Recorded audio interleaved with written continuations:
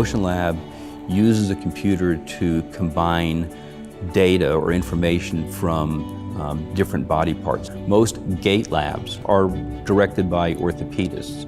Because I've always had this interest, especially in upper extremity function, just thought there was so much more these labs can do. So typically a motion lab is focused on children with a diagnosis of cerebral palsy. We are also considering children with a diagnosis of muscular dystrophy, hereditary spastic paraplegia, children with dystonia. We've been fortunate enough to study some of these children prior to any kind of surgical intervention, them have the surgery, and then them return to us so that we can objectively measure the improvements that were made by those certain interventions.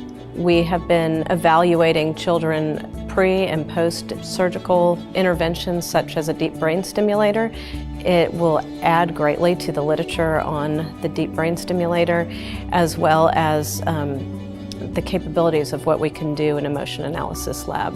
Because of the technology in the motion lab that's been provided for us by our donors, we now have objective information to develop treatment plans for these children. For movement analysis, we have our 3D infrared cameras that pick up our sensors and that simulate a child in a 3D image on our computer. In addition to that, we use wireless EMG sensors on their muscles. We also have over 12 force plates hidden in the floor. By integrating a sophisticated harness device into the lab, then with our interventions, are we supporting less of their body weight over time? We have our plantar pressure mapping system that allows us to map the child's foot.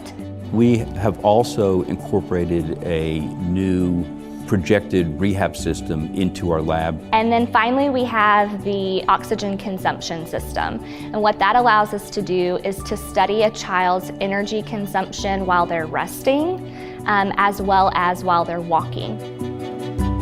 And so we've been very aggressive about adopting this technology and using it to treat children before they develop all the secondary complications like joints that won't move and bones that are bent in the wrong direction.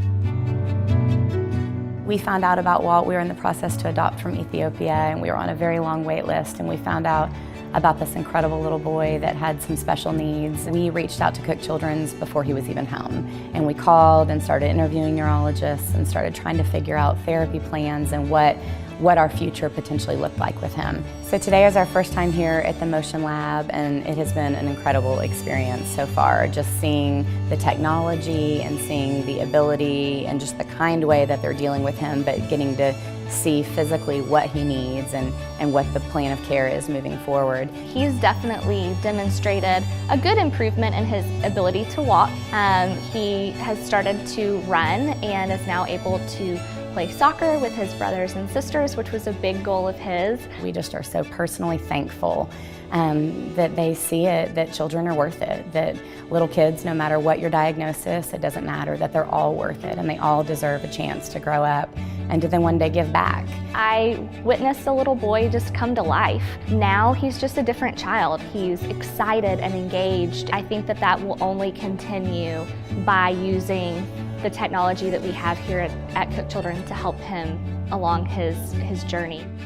We have done just over 125 patients in our first year of operation. We have changed several surgical plans or answered the questions in a way that really altered the plans of what we had in mind originally. Our next big venture will be to move it into the sports arena. Our first efforts are really going to be at understanding what's normal for children. But our ultimate goal is really for injury prevention so that children can actively participate in sports but do it in a healthy manner that doesn't cause so many injuries.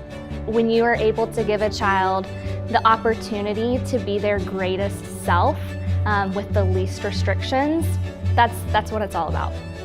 And we are thankful to have the support of a very forward-thinking hospital board of directors, system board, and a very generous community that helped fund a large portion of the lab. On behalf of the team, I just can't thank them enough for that.